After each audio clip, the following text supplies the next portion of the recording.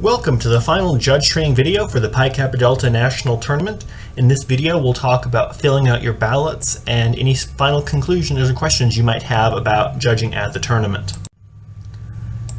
So we'll start by talking about how to fill out a speech ballot correctly and what information you need to include, and then we'll talk about debate ballots and about what's best to include on debate ballots that you're filling out. So this is what a speech ballot looks like. You can see specifically what is present on the ballot. So there's the tournament logo up here at the top. There's the event and round and section information on the top right over here. There's a spot for the code for each student and their name. Here's the rank and the rate information, which is where you put your scores in, and we'll talk about all these elements individually in just a second. There's the space here in the middle for your comments, and then your name and your affiliation. And as a hired judge, you can write hired, or if there's an organization you'd like to identify with, such as Toastmasters or the Chamber of Commerce or the Lions Club or another university, that's totally fine. You can write those affiliations in, or if you'd like, you can just write hired in that space. And then finally, there's a spot to write the time. So how long did the student speak for their event?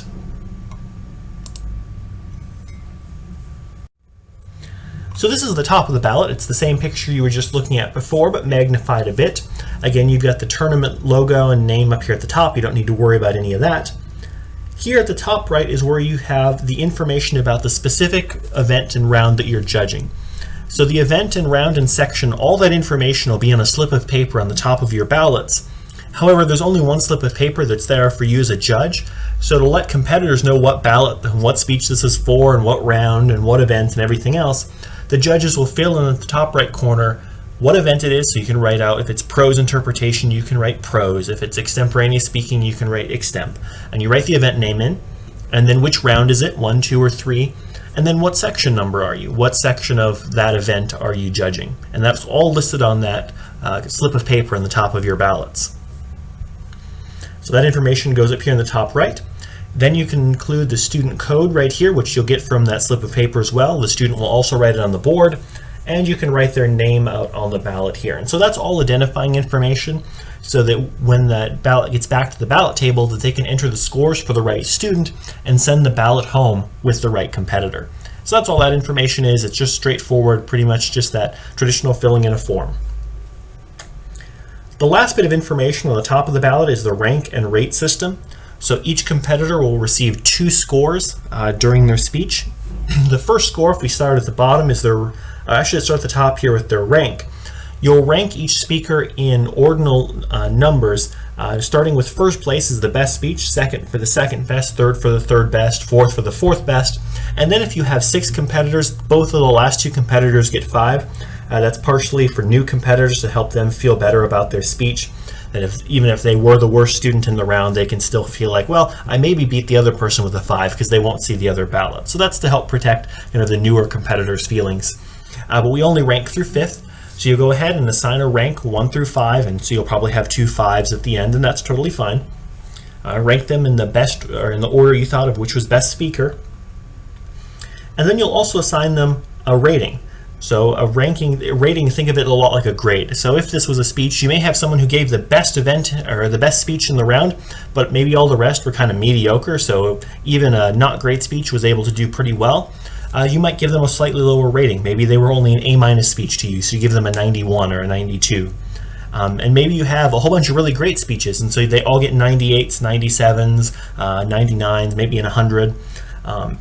That rating, think of it like a grade. So you have the ranking, which tells which competitor was the first competitor in the round, which one was second, and then you have the rating, which is like an evaluation of their speaking ability.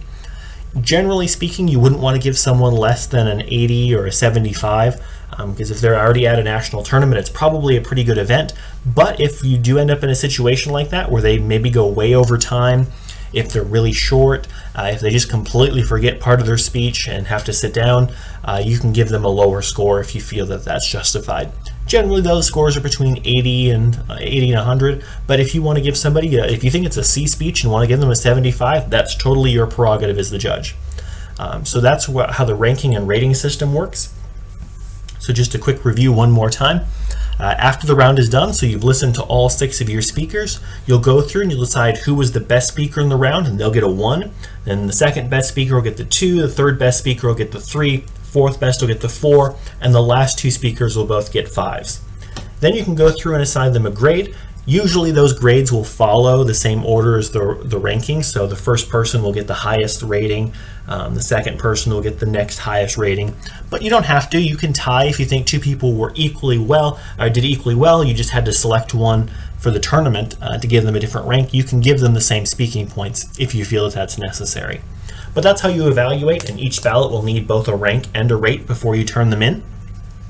Then underneath that area, you can write your comments here and all the way through that portion of the ballot before getting to the bottom. And at the beginning of the round, if you want, you can go ahead and sign your name, you can put your affiliation down, and then you just write your time at the end of the speech, and you can write how long they took on that speech. And that's all there is to filling out a ballot for a speech, for the speech side of the tournament.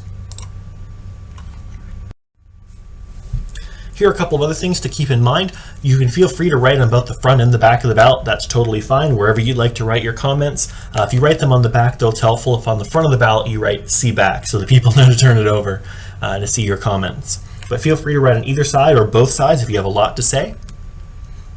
Remember to think about what went wrong and how to improve it. So as you're thinking about the speech that you're hearing, what is it that doesn't really work for you? Is it the character from their performance? Is it the argument they're making? Is it their vocal qualities? Is something about their speech irritating you or otherwise not making sense? So diagnose what went wrong and how can they improve it? What could they do to make it better and more appealing to you? Next, definitely identify what you like. Tell them what they're doing well. Help give them some of that confidence that, hey, this is a good speech. This is what you're doing well. There are ways you can improve it and there are some things to work on, but here's what went well. And finally, make sure to assign a score at the end of the round. So give them that rank and rate on the ballot. Rank them in ordinal numbers, who is best, who is worst, and then give them a grade on the speaking rates. And that's all there is to judging a speech event. All the comments are based off of the event genre, so you can watch those videos to know what to look for in each event.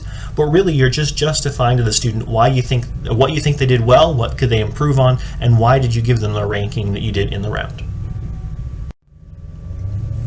Now looking at debate events, that ballot is very similar to an individual event. You see that there's some basic information to fill in at the top, and then your signature and affiliation at the bottom, and plenty of space for comments in between. So looking up at the top, there will likely be a space, and I say likely because the ballots vary a little bit between debate formats about exactly where the information is located, but they'll generally follow the same pattern. You'll have, think of the division and round as like your event and your section number. So you'll fill that in up here at the top. You'll likely be a place for your name if it's not already printed on the ballot. What room you're in, you can fill that in so the competitors know where they were at. If it's a limited prep debate, you can write the resolution so they remember what the round was about, and you can just summarize it if you don't have the exact wording, but let them know what the resolution is.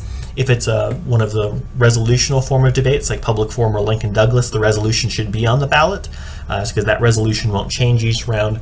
But that's all that sort of basic information to fill in for the round. There should be a listing of the speaking times, as you can see in the bottom right there, about how long each speech should last.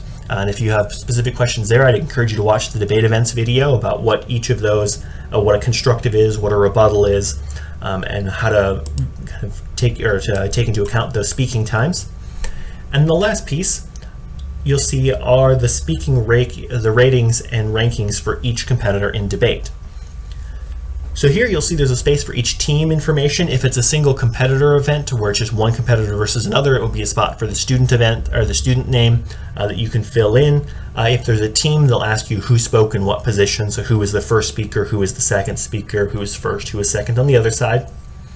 And then each competitor will get a rank and a rate just like in speaking events. So who was the most influential speaker in the round? They get a ranking of 1. Who was second gets a 2, who was next most influential was 3, and who was next best was 4th.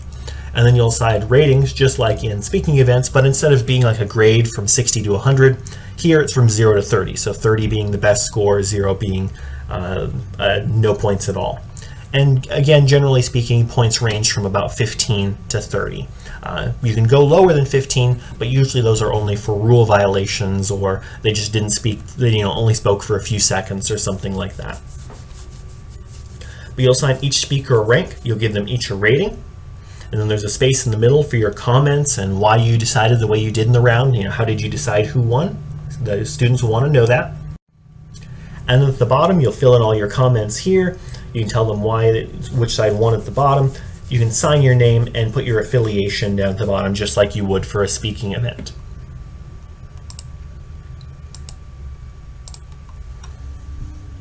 And really, again, that's what the students are looking for, a justification. Why did you select the side that you thought won? What could they do better? What are they doing well?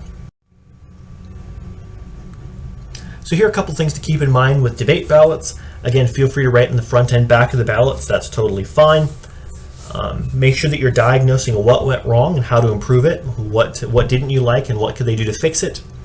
Tell them what you did like, what arguments were really effective in the debate, what speeches were really helpful to you to understand the issues.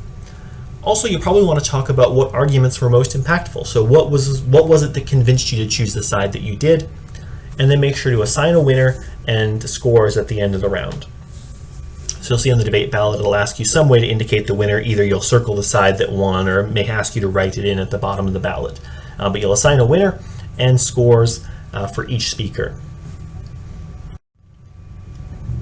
After you've filled out either ballots, whether speech or debate, you'll want to bring it back to the ballot table. Of course, at the end of the debate, or at the end of the round time, you'll want to make sure that you're heading back towards the ballot table.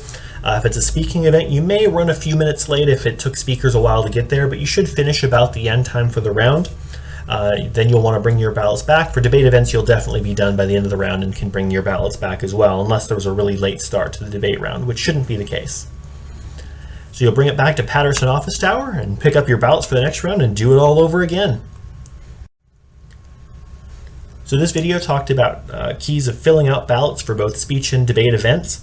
If you have questions, of course, let us know. And if you have questions about anything else in the tournament, definitely feel free to ask Zach or ask myself, and you can get that information in real time. So we'll have that ability for you to text Zach during your rounds if you need to, or if you get lost, you'll be able to text him. And there'll also be the GroupMe if you want to use that app or text that app to get your questions answered.